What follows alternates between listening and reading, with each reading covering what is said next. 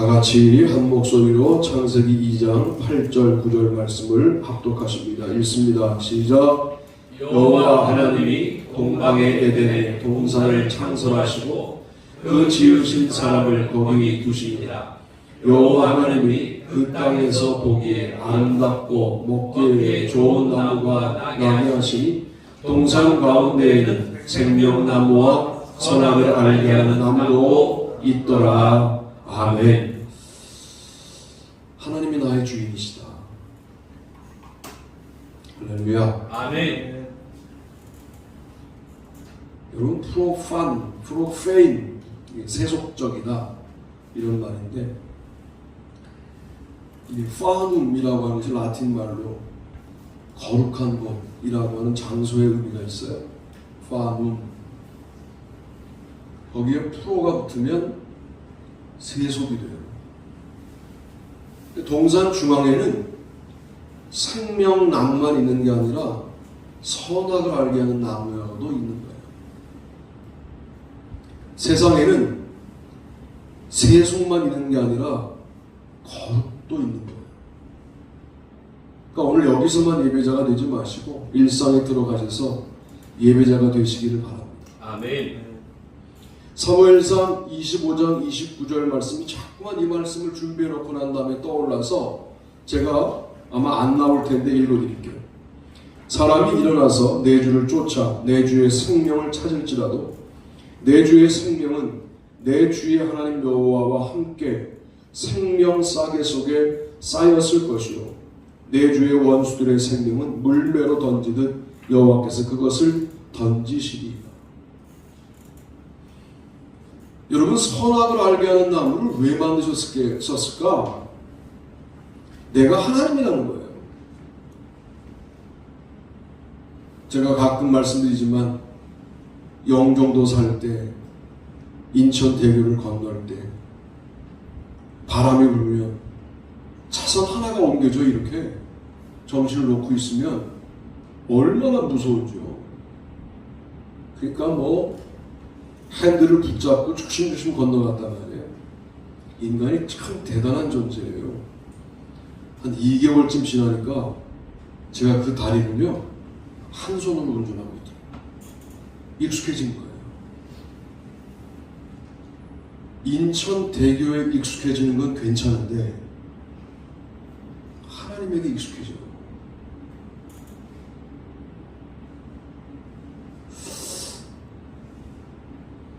참 이거는 너무 나쁘죠. 결코 우리가 적응한다고 적응되는 존재가 아니시거든요. 그런데 이제 새로운 거 없어요. 그분이 나의 주인인 거 알겠어요. 그런데 어쩌라고요. 이러고 사는 거예요 우리가. 그래서 선악과 잘 따먹고요. 지금도 하나님 되지 말아야 될 때 하나님이 되는 거예요. 여러분, 어떤 순간이 와요. 내가 인간이구나 하는 사실을 빨리 그분 앞에 인정해야 될 순간에 내가 인간입니다 하고 인정하려고 오늘도 기본기를 연습하시는 거예요. 적수를 만나면 우당탕탕 싸우기 위해서 기본 동작을 연습하는 거예요. 우리가 드리기로 한 예배를 제대로 못 드리는데 일상의 응용 동작이 가능하다고요? 제가 아는 상식에서는 그건 불가능해요. 이게 연습이 돼야 돼요. 이 연습의 의미가 뭔 줄 알고 연습해야 돼요. 수준이 여기만 머무를 수 있거든요. 기본 동작은 참 잘해요. 싸움은 못해요. 이럴 수 있단 말이에요. 근데 이걸 하는 이유가 일상에 나가서 우리가 사탄과 싸울 때 응용 동작을 하려고 이거 하는 거예요. 세상에 에덴 동산에 동산 중앙에 선악을 알게 하는 나무도 있고 생명나무도 있다는 거죠. 여러분이 사는 일상이 전 그래서 에덴 동산이 되기를 바랍니다. 그러려면 하나님도 계시지만 사탄도 근처에 와 있다는 사실을 알고 우리가 말씀 하나를 들어도 그 말씀을 가지고 일상 속에서 어떻게 역사할까를 고민하는 우리가 되어야 합니다. 지난주일 묵상 가운데 눈에 보이지 않는 믿음, 기도, 용서가 중요하다라고 아침에 버젓이 설교하고도 사람이 불편해서 어느 모임에 안 갔어요. 제가. 그게 인간이라니까요. 가야죠. 사람들의 모임이 목사니까 목사들의 모임인데 불편한 사람이 있다고 안 가면 믿음, 기도, 용서 언제 이루어낼 거예요? 그런데 말씀은 말씀대로 묵상해놓고 그래도 불편한 거예요. 근데 이게 그냥 불편한 게 아니라 불편한데 뭐 싸운 적도 없고 아무것도 없이 그냥 감정적으로 불편한 거예요. 그런데 안 갈 이유가 생기는 거죠. 11시에 교회 정수기 점검을 온다는 거예요.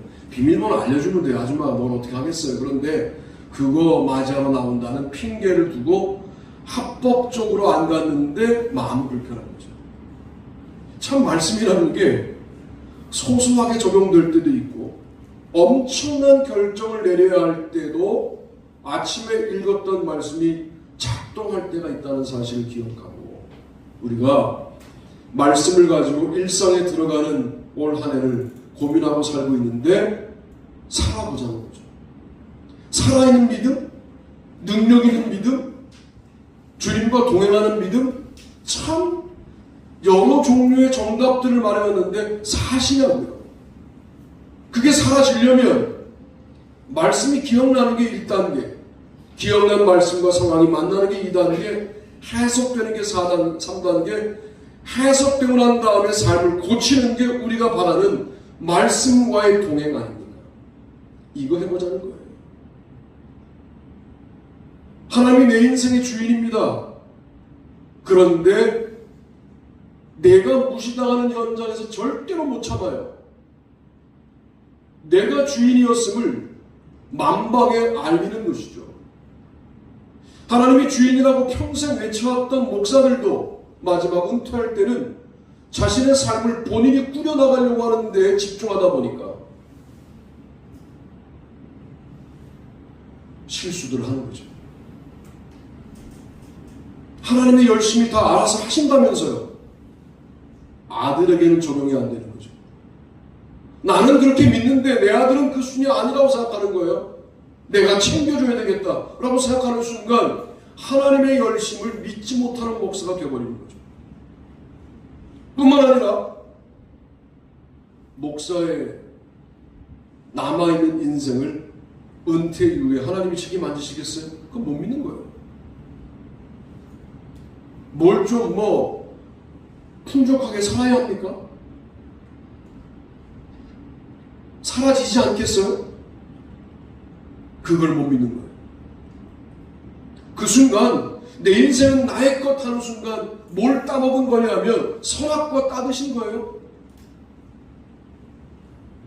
생명나무 열매가 그런 결정을 내릴 때 바로 옆에 있다는 사실을 기억하고 선악과를 그래도 만들어 놓으신 이유는 너 이거 따먹고 싶겠지만 그 열매를 보니 보암직도 하고 먹음직도 하고 먹으면 지혜롭게 할 만큼 탐스럽기도 하겠지만 절대로 따먹지 마라. 너는 인간이고 나는 하나님이다 라고 처음서부터 말씀하신 거예요. 왜 그랬을까요?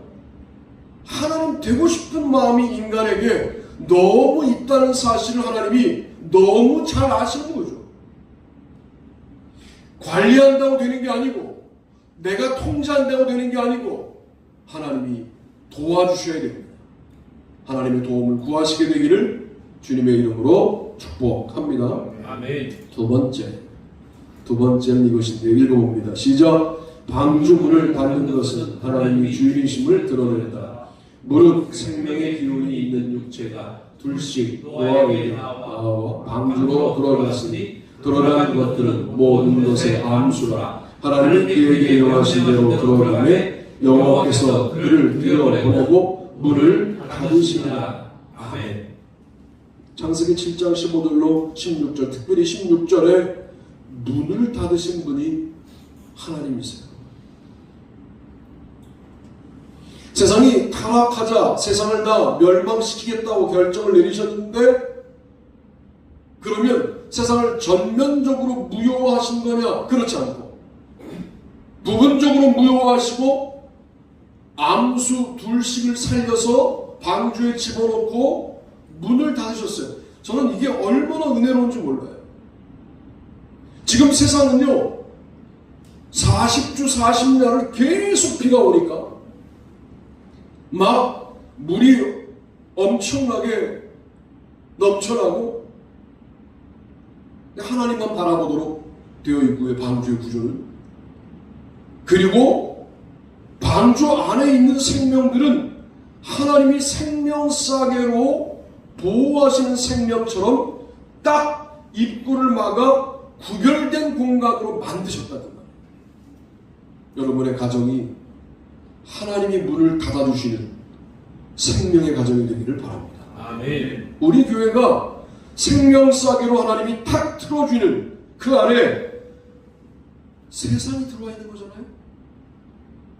하나님의 창조 세계가 들어와 있는 거예요.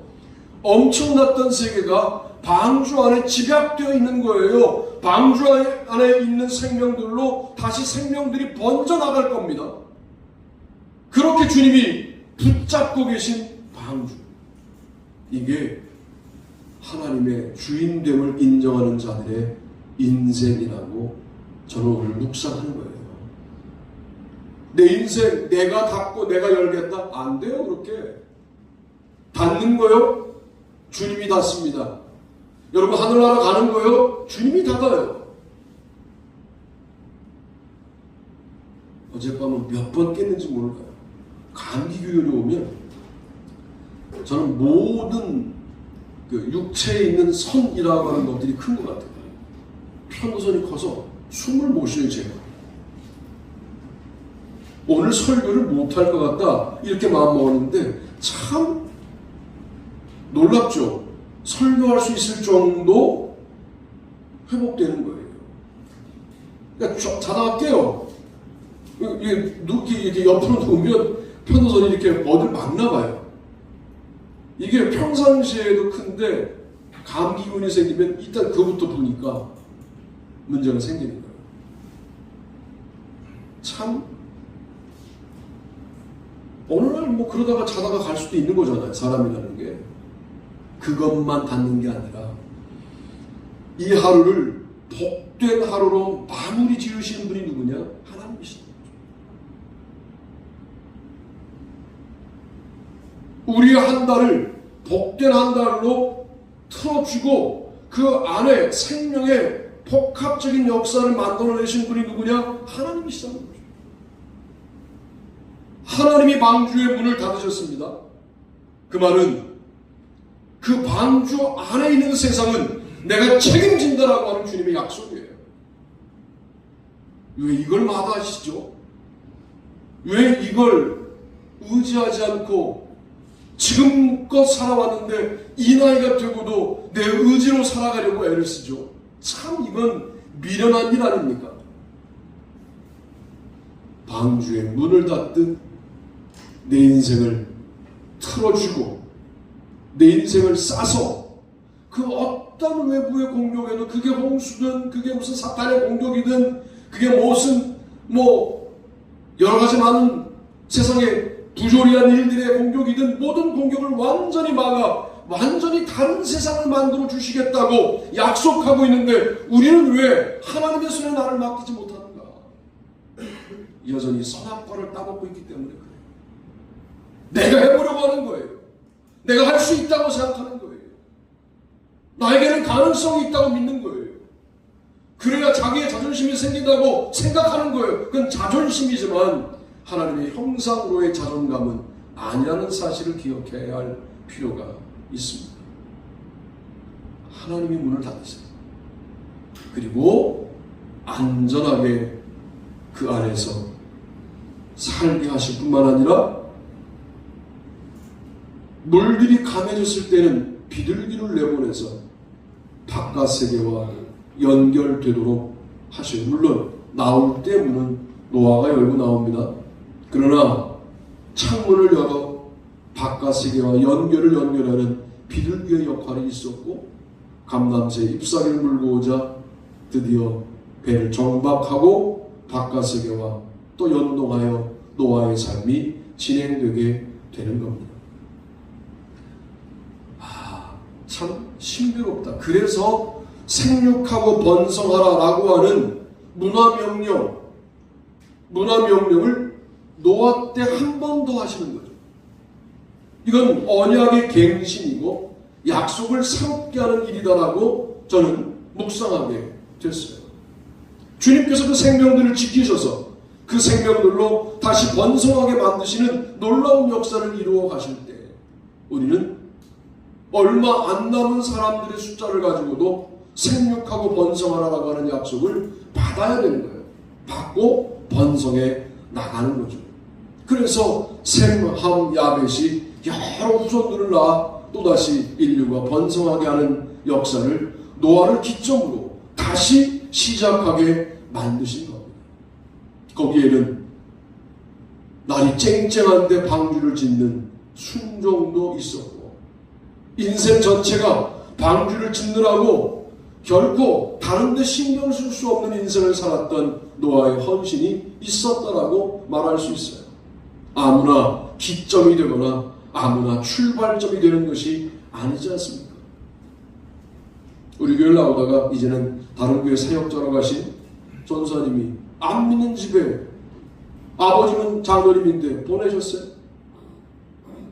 저는 그 결정이 이해가 안 됐어요. 왜냐하면 믿는 남편을 만나게 되는데 안 믿는 남편에게 보냈어요. 평생을 기도한 거죠.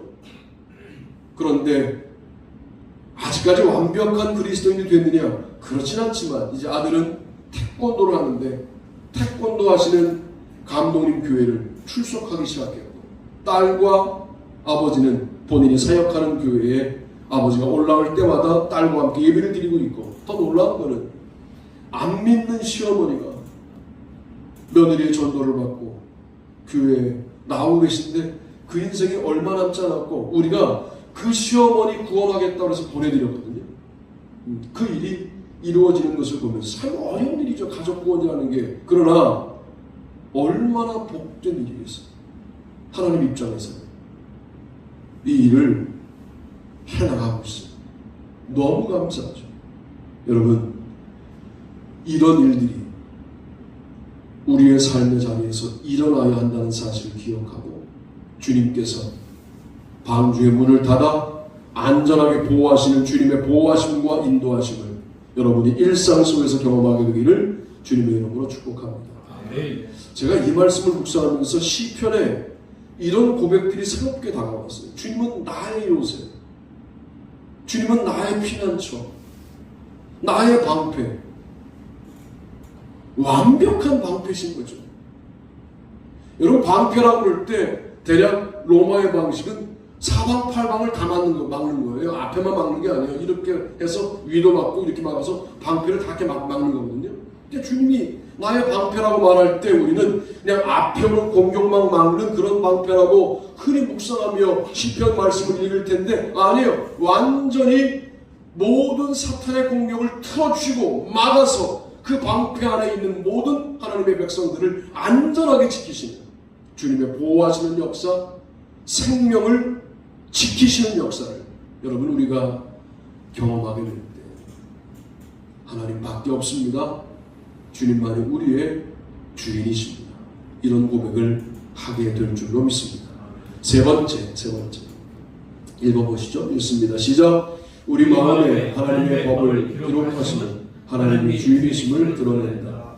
여호와의 말씀이니라. 보라, 날이 이르리니 내가 이스라엘 집과 유다 집에 새 언약을 맺으리라. 이 언약은 내가 그들의 조상들의 손을 잡고 애굽 땅에서 인도하여 내던 날에 맺은 것과 같지 아니할 것은 내가 그들의 남편이 되었어도 그들이 내 언약을 깨뜨렸습니다. 여호와의 말씀이니라. 그러나 그날 후에 내가 이스라엘 집과 맺은 언약은 이러하니 곧 내가 나의 법을 그들의 속에 두며 그들의 마음에 기록하여 나는 그들의 하나님이 되고 그들은 내 백성이 될 것이다. 여호와의 말씀이니라. 아멘. 예레미야 31장 31절부터 33절 말씀은 새 언약 본문으로 유명합니다. 이제 마음에 기록하겠다는 거예요.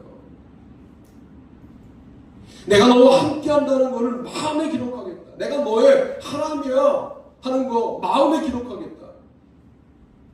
이게 얼마나 은혜로운 거냐면 하나님께서 돌판에 기록했던 것들을 인간들이 깼다고요. 신명기적 언약을 깼어요. 말씀에 순종하면 축복, 불순종하면 저주라고 하는 것을 인간들이 위배했어요.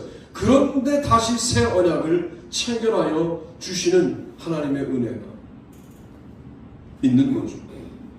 처음에는 돌판에 기록했지만 두 번째에는 마음에 기록하겠다는 거예요. 왜? 돌판에 기록된 건 비바람을 맞으면 흐릿해질 수 있고 안 보일 수 있지만 마음에 기록된 약속은 우리의 마음이 변질되지 않는 한 영원할 수 있다라고 하나님이 보신 건데, 근데 인간의 마음이 얼마나 조변석게 하는지도 아시는 거죠. 네가 정말 나의 법을 속에 두고 나의 율법을 마음속에 새겨 두었다면 너의 마음은 변하지 않을 것이다.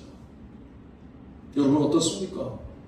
주님의 말씀이 여러분의 마음속에 들어와 변하지 않는 말씀의 고백들이 있습니까? 무슨 근거로 우리가 하나님의 백성이죠?